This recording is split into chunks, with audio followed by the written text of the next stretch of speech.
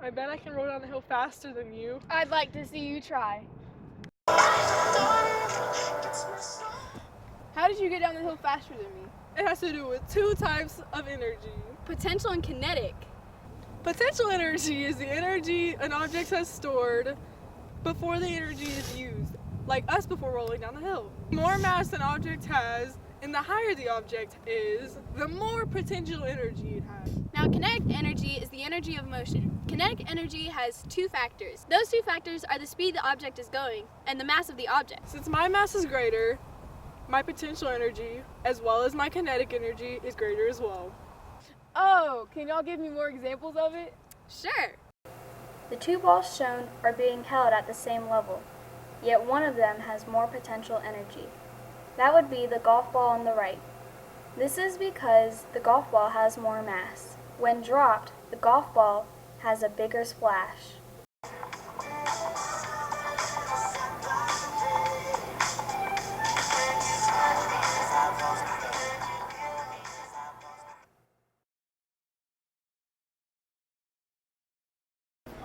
There are 7 forms of energy that is always seen here on this earth. First is mechanical energy.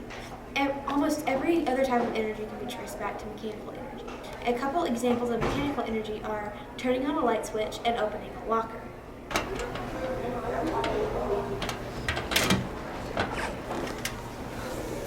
A second form of energy is radiant energy, like the lights and a lamp. They usually radiate light, which is why it's also known as light energy. Sound energy is next, like my voice and a locker being slammed.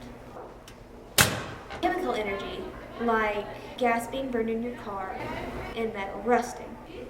Heat energy can also come from lights, because light can also produce heat, and your body also produces 60 joules of energy in 1 second. And toasters also produce heat energy. Electrical energy is another really common form. A lot of things are used by electricity today, like batteries and plugging in a TV. Nuclear energy is the least common form, and it is usually seen in nuclear power plants and in atomic bombs.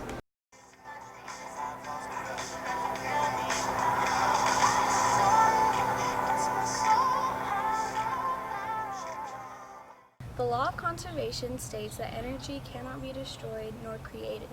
It can only change form, or it can be transferred from one object to another.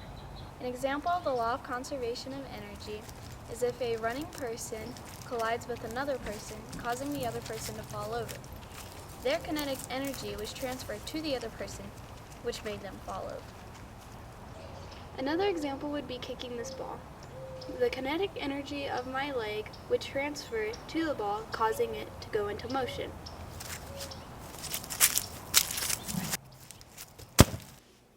Another example of the law of conservation is when you play the piano. The kinetic energy from your fingers transfers to the keys, making them move. Another example of the law of conservation of energy is that when I roll this ball, its kinetic energy will transfer to the cup, making it fall down.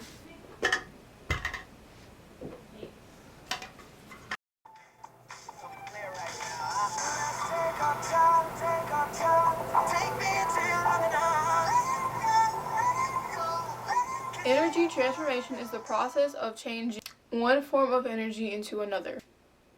This flashlight, for example. Pushing the button is mechanical energy. The light is radiant energy, and for a long period of time the light will get hot, and that is called thermal energy. Another example of energy transformation is the battery in this flashlight. It starts off with chemical energy because of the contents inside of it, and when you put it in a flashlight it turns into electricity to make the flashlight work. Another example of energy transformation is a lamp. Pressing the button to make it turn on is mechanical. The light is radiant energy, and if left on for a long time it will create thermal energy, which is heat.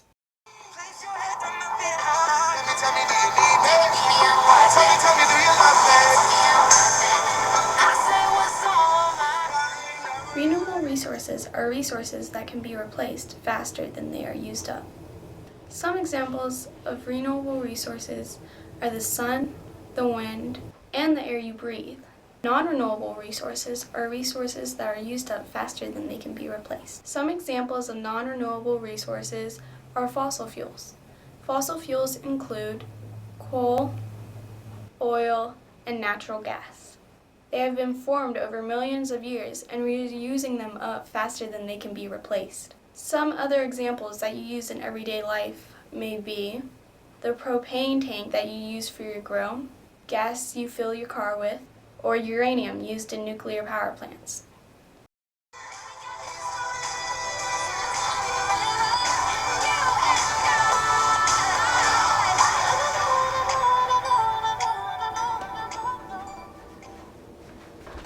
You can't forget to turn that off. There are myths that turning off lights and then having to turn them back on takes more energy, but in reality, you're saving it. This is an example of energy conservation. Energy conservation is using less energy, therefore reducing energy consumption. There are many benefits such as financial savings, improvements to the environment, and energy savings.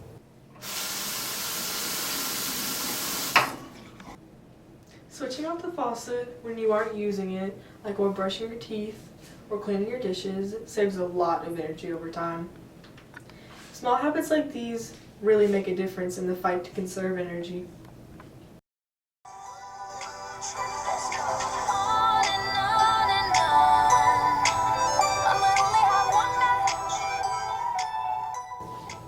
There are 3 types of heat transfer: conduction, convection, and radiation.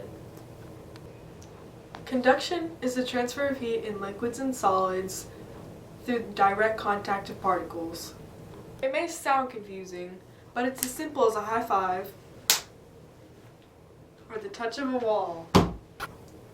Convection is only transferred through fluids like liquids and gases by the movement of currents. Some examples are when warm air rises in the atmosphere because it is less dense, it then sinks when it becomes more dense. This creates wind currents. The Earth's crust is made out of tectonic plates that shift with the changes in density. Radiation is heat transferred by movement of electromagnetic waves without matter. When you put your hands really close to a fire and you feel heat coming off, that's radiation. Almost everything in the world has some kind of heat transfer. Think about that the next time you look at the world.